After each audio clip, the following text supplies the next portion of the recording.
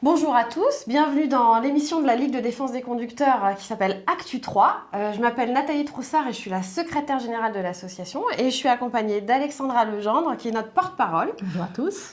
On est ravis de vous retrouver pour cette troisième émission.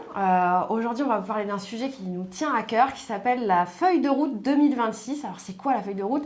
En fait, c'est un questionnaire qu'on envoie à notre million de sympathisants et on leur demande en fait de nous donner les objectifs à tenir pour l'année 2026. Donc, c'est très très important pour nous. Et ce questionnaire, vous pouvez évidemment le retrouver sur notre site internet et vous aussi nous faire part de vos priorités. Alors, on parle de quoi dans ce questionnaire, Alexandra? On parle de répression routière, on parle d'infractions en général, automatisées ou pas. On parle d'infrastructures routières qui se dégradent. On parle de fiscalité, de renouvellement de permis de conduire. Et effectivement, on va vous demander de vous exprimer sur ce qui vous semble le plus prioritaire. On fait ça chaque année. Donc, répondez à cette feuille de route. On a déjà des dizaines de milliers de personnes qui l'ont fait.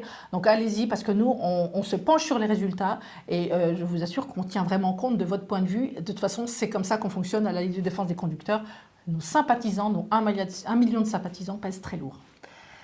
Alors, le deuxième point extrêmement important, c'est un rendez-vous qu'on a mis en place déjà maintenant il y a 3 ans. Un rendez-vous qui nous fait quand même sourire, parce qu'il faut dire qu'aujourd'hui, les politiques s'en donnent à cœur joie. Ça s'appelle les trophées Trop c'est trop. Je suis sûre que vous en avez entendu parler, parce que vous étiez déjà plus de 12 000 personnes à voter sur ce trophée. C'est un questionnaire qu'on a diffusé dans les médias, qu'on a diffusé auprès de notre base. Et on l'organise en partenariat avec l'association des médias de l'automobile et de la moto. Absolument. Donc c'est vraiment un questionnaire très important. Puis surtout, c'est aussi un moment un peu de décontraction, on va pas se mentir. C'est pas souvent que durant l'année, on vous donne l'occasion de sourire un petit peu, même si c'est un sourire un peu jaune, parce qu'il s'agit de relever les pires mesures automobiles de l'année. Alors les pires mesures, ça peut être une déclaration politique complètement idiote, et Dieu sait qu'on en a beaucoup dans l'année. Ça peut être une nouveauté, une innovation technologique qui vous fait sortir de vos gonds. Bref, il y a plein de thèmes. Les résultats, tu l'as dit Nathalie, on a eu 12 000 participants, ce qui est colossal. Et on vous diffuse les résultats sur le site de la Ligue. Donc connectez-vous, bien sûr, on vous met le lien en dessous. Voilà, rendez-vous l'année prochaine pour les prochaines élections des trophées Trop c'est trop. Troisième sujet, on va vous parler ralentisseur. C'est un sujet qu'on connaît très bien, nous, à l'association, parce que ça fait plusieurs années maintenant qu'on travaille. On a écrit une grosse étude. On a écrit une très grosse étude en 2021, souvenez-vous. Ouais. Et puis, vraiment, c'est un sujet qu'on suit de près. Vous êtes très, très nombreux à nous appeler sur ce sujet.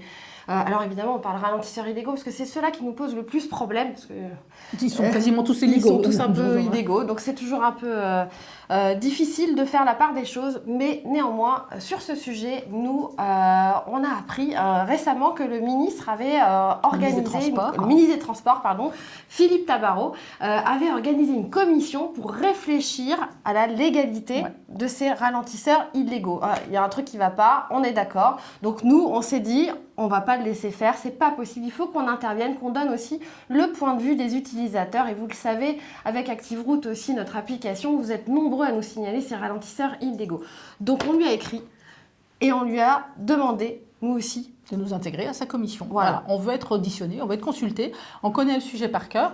Et puis surtout, ce qu'on a entendu dire, c'est que le gouvernement s'apprêterait éventuellement à légaliser tous ces ralentisseurs. Et dans la mesure où ils ne respectent pas la loi, le règlement, qui date d'il y a 30 ans certes, mais qui est toujours en cours, eh bien ça nous semble poser problème dans la mesure où ces ralentisseurs, ils sont dangereux, ils provoquent des accidents. Donc légaliser une structure qui dégrade la sécurité routière, on est d'accord qu'on ne va pas laisser passer ça. Donc là aussi, on vous tient au courant. On a envoyé notre courrier avec accusé de réception. Le ministre des Transports l'a reçu. Donc c'est un dossier à suivre. Voilà.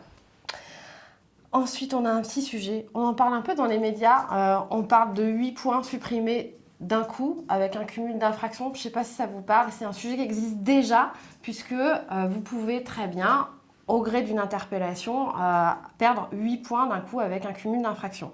Mais là, il y a un truc qui se passe, c'est que le gouvernement a l'intention de faire un petit peu différemment et d'utiliser l'intelligence artificielle et les radars automatiques pour mettre en place ce cumul d'infractions.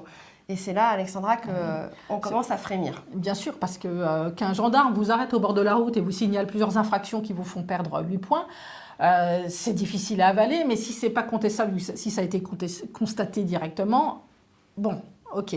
Là, le problème, c'est que c'est l'informatique, c'est l'intelligence artificielle, c'est des capteurs dans tous les sens qui vont repérer ces infractions. Donc, forcément, elles vont exploser. Et les infractions, il y a des risques d'erreur, on peut en parler. Il y a plein de risques d'erreur, donc plein de risques de contestation, ça va être la galère. 8 points d'un coup, ça va encore mettre davantage de gens sans permis sur la route, parce que combien perdent leur permis et prennent la route quand même, parce qu'il faut aller bosser. Et là, on a vraiment un sujet d'inquiétude. Le matériel dont les médias parlent actuellement n'est pas encore homologué, mais apparemment c'est du peu au jus.